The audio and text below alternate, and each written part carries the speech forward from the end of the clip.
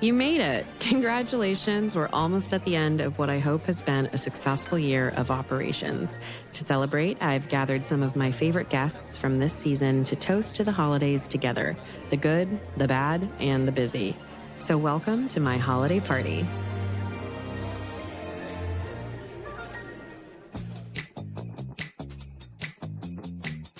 I am, as always, your party host, Rachel Stainton, and welcome to Science of Service, the podcast where we uncover the strategies behind building successful hospitality businesses. Whether you're a seasoned operator or just starting out, you'll find insights and inspiration to help you thrive. In today's episode, we're throwing a party. Okay, sure. It's not like a real party. I'm technically sitting at my desk recording this with more than a few holiday shopping tabs open. Don't tell my boss. But still, it's the most wonderful time of year and therefore the right time for us to dig into some conversations about surviving the holidays in hospitality. And no, this episode is not sponsored by Fernet, no matter how much of a helping hand it lends this time of year. Time to grab the bacon-wrapped dates and pour the spiked punch. Our first guest is here. Omar Kasem is the first to arrive.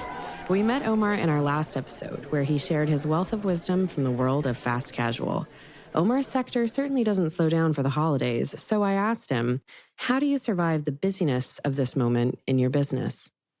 Oh, man. The holidays are always tough because the restaurant world, our holidays are different. I've always just been in this lifestyle where the holidays are a busy work time for me. I think hammering on the fact of meaning in our work is really important. You have to really hammer on the joy of hospitality. People ask me why am I in the restaurant world? And it's have you ever hosted a dinner at your house and you worked, you put together all this stuff, you made dinner, you put these decorations, and why did you do that? And they're I had, so-and-so over, I had my in-laws over, I wanted to make a good impression. And I was what did it feel like when they ate the food and they said oh, this food is fantastic, or this is beautiful, a beautiful spread or something like that? It made me feel really good. It's okay, well, I feel that every single day in my business. And employees can feel that too. Hey, you are providing an experience to these people. We talked about this. I called it the 7 pockets of hospitality of just these little moments in the fast casual world. And one of those is table touches. And it's table touches seem kind of monotonous. You're just walking around asking people how they're doing. But if you do it sincerely, it's the most fulfilling part of your day because you're hey, how is everything? And they're oh, everything's so great. And it's awesome. I'm glad to hear that. It's just that's the reward that you get from the hospitality world, is that immediate feedback. And even if someone didn't have a great experience, you have an opportunity to write it. And that also is a really good feeling when someone is hey, thank you for taking care of me, Omar also made a point that's all too familiar for operators out there, the challenge of the dreaded holiday staffing schedule. You have to work out agreements with, for us, it was Halloween. All of our college kids wanted to take off Halloween, So yeah. We're hey, you can take off Halloween day, but I need you there for the night. Or hey, you can take off on the 31st, but then you have to work on the 1st because, so you have to work out something that's realistic for them. The amount of times that I thought that I was going to be able to enjoy the holidays, but, ends up not working out that way. Yeah. That's one thing you have to let your loved ones know, is that you're like a doctor, you're on call. We try to do our best with our team to be hey, if you're going to take off on these days, let me know. I remember specifically there was this college kid that I think it was the day before New Year's or 2 days before New Year's. He sent me a text and he was hey man, I just want to let you know, I'm super inspired by everything that you always talk about, seizing the moment and going out and doing that because you only live once. And he's yeah, so I had an opportunity, one of my friends offered a ticket to go see Bass Nectar in Denver. And I knew that you would want me to take advantage of it. And so I'm not going to be coming into work tomorrow. It was this paragraph long, I just want to let you know that I'm super inspired by you. And that inspiration led me to go see Bass Nectar and not come into work the next day. And I sent him a text that said, if you do not come into work on, X day, you will not have a job to come back to. And, he showed up to a shift and I was like, "Oh, Tyler, what are you doing here, man?" And he was like, "You said that I couldn't take off." And I was like, "Oh yeah, I honestly didn't expect you to come in." And this girl walks in, and he's like, "Oh, like who's that?" And I was like, "Oh, that was your replacement. I like just assumed that you were going to quit because you tried to call out like a day before. So I found someone that, was going to take over your. So we ended up keeping both of them, but it's Wow. tough, being the boss. You have to have empathy when the time is right, but then you also have to be, stiff and stern when the moment calls for it as well. And so that's probably the hardest lesson that new restaurant owners have, or new business owners in general. And so even though I love this kid to death, like, would I let anyone else on any other day do that and get away with it? No. Yeah. And so that's probably something that I would also recommend to, restaurateurs in the holiday season, is just because it's the holiday doesn't mean that anything's changed. So true. And it's really just about setting expectations so everyone on your team can enjoy the holiday and make some money to keep the festive season bright. And speaking of finances, I believe Doug Cunningham just walked through the door. He's the founder of Crafted Ledgers, where he helps operators, in his words, turn financial chaos into crafted calm. And I think we could all use some extra calm at this time of year. Doug has over a decade of holiday seasons under his belt, so I asked him, what advice would he give operators on how to handle what can be a busy time of year or a really slow time for some parts of the industry? I mean, let's start with like the not as fun story part.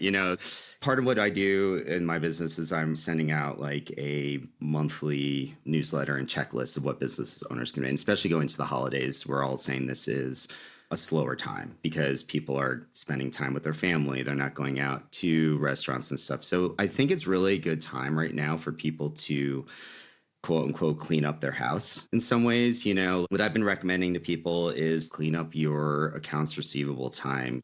Find ways of actually building a great cash reserve as you go into even a slower period of time, because we all know that actually January and February, especially in bar and restaurant time, can be a really, really slow time. And we have that seasonality is a true thing. So things that you can do now to improve those things. And then reevaluate your contracts. This might be a great time if you have a little bit of extra time to go reach out to your vendors again and see if you can negotiate better pricing, because they might do something short term if you just by asking. And so I think there's a lot of stuff you can do around that cleaning up of what's going on in the back of your own house at times. And then for the holidays, I mean, there's a lot that we used to do that I think is a lot of fun. And I think it comes back to that point of like these places and creating yourself as part of your community. I mean, going into Thanksgiving time, we would always do this pie pairing event where we would reach out to a local pie company here and do a pairing where it would be like, hey, this pumpkin pie, how does it go with your pumpkin beer? How does this go with this flavoring stuff? And we would do the event in house, but we also because we wanted to be part of that community, is giving everybody the opportunity to take these things to go, pre-order stuff to go, just like you do for your turkey. How many people pre-order a turkey for what they want to do? This is pre-ordering something that you can create that whole experience around, and providing them with stories behind where it came from, why this is a good pairing. It is a great way of actually creating much more community engagement, like that third space for people to enjoy that. So, yeah. And on that note of community, let's bring in some wisdom from some very community-minded guests, Carrie Brody and Abe Monzon. If you follow Signs of Service, you'll be hearing from them both in the new year, as we recently wrapped recording their show. Carrie and Abe do more than just work in hospitality, they teach it, aka they are no strangers to the true toll this season can take. So I asked them, what can operators do to navigate the holidays? Holiday season can be a very joyous time, but can also be a very challenging time. I think in our business, in hospitality and restaurants, this is the busiest time of the year. So my advice for the operators is find time to take care of yourselves also and spend time with your family. It's not all about work. Definitely, we want them to be able to bring their best and most authentic selves to work. But for them to do that, they have to take care of themselves. And that can mean a lot of different things to people. And also, not everyone will have a joyous holiday season. And we want to make sure that we're also sensitive and finding ways to take care of these individuals, because even for us, we have team members who are struggling at this time, and team members who maybe don't have their families or have very difficult situations that's happening. We all don't know what's going on in everyone's lives. And we want to make sure that, I think, especially at this time, that we take care of ourselves, but we also kind of take a look at each other and figure out how we can help each other as well. I love that. And I think for us, obviously we have a slightly different calendar year, but definitely it's the busy season for us at every level. And I think that one thing that's really helpful is just naming that. Like, it's not surprising. Q4 is a very busy time. And we're having an all-team gathering, and we're doing a torch giving actually today, but also recognizing, hey, this time of year is really busy, and there's going to be some projects that we're going to get to in January, and it's not always going to feel this hard. And kind of normalizing that and recognizing that that means that we need to be even more on top of the little things, because we don't have time to be doing the big things. And so the little things that carry our culture, so that we can do resets in January, we can prep for this in September, and also recognize that, like, on a day-to-day basis, it's going to be a challenge, and not pretend otherwise. There's no shortage of holiday movies or TV specials that dive deep into the true meaning of the holidays, and thankfully doing that myself is probably a little above my pay grade. But it's worth sitting with what Abe and Carrie are really saying here. That permission to be honest with ourselves and with our teams might be one of the most underrated tools in any successful operation, especially during the most demanding time of year. Recognizing the strain, naming it out loud, and making space for support isn't a weakness in leadership. It's probably one of the best gifts you can give this time of year. Now, as we head toward our last, but certainly not least guest, we're welcoming another voice from the Christmas future. Wani Romero of Mothership Coffee will be joining us on an episode in the new year, and you'd be hard-pressed to find someone less Scrooge-like than Wani. Her coffee concept is built entirely around her mission and community. But even with all the warm fuzzies the Mothership community brings, the holidays still come with real challenges. And Wani's take on the festive period is all about balancing the needs of guests and the needs of her employees. So for us, for a long time, we couldn't be closed on Christmas. Oh my goodness. We closed one year, and the banging on the door, people were like, they were so upset that they couldn't get their coffee before they could see their family. So we understood that the value is that people want their routine and they want their community. And the community was in the cafe. It wasn't even necessarily their family, right? It was like having their drink, meeting their barista, sitting down with their friends before they had to go do the family holiday thing. So that's a really fun story to tell. But long term, we realized that our baristas really needed the day off. Not because necessarily like they enjoyed hanging out with their family, because they wanted to feel valued. And so we had to make the tough decision of going, you know what? Even though people are banging on the door, our number one priority is to our employees and our team. And we got to show that we value and respect them, that they could have a day off to relax and not feel like they have to perform. And it always scared me to do that, right? Because the holidays are a busy time. There's a lot of opportunity to make revenue and do all these things. But we realized that we're in the business of making people happy. And that's a long-term thing.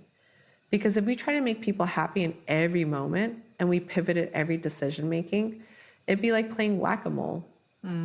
There's a million ways to make people happy. But how can we do it best the way we do it best? And the way we do it best is by building happy teams. So we always go back to that.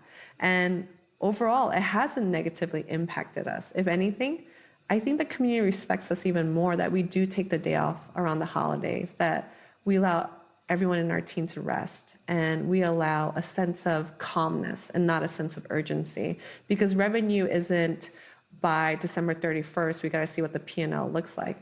Revenue is an ongoing thing. It's not going to stop. If I believe that I'm only worth what we make on December 31st, then I'm in the wrong game. I'm in the short-term game, and I'm really in it for the long haul. I love that. I love that so much. Yes. So maybe like in a nutshell, it's enjoy yourself. You're not going to take your business with you when you die. Very true.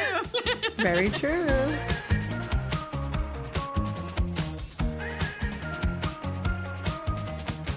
Thank you so much to all of our guests for joining our holiday party to ring out the season and year, and to all of you listening for joining me as well. As far as hospitality industry parties go, this one was pretty tame, if you ask me. If you're an operator, I hope you took something magical away from this holiday roundup. And whether this season is a slowdown moment for your business where you can reflect and recharge, or you're busier than hell and riding the roller coaster right now, I hope you find moments of enjoyment to give yourself a pat on the back and know that there'll be plenty more time to celebrate at your holiday team party in January. Just don't celebrate too hard. Happy holidays and best wishes for the new year. We'll catch you then.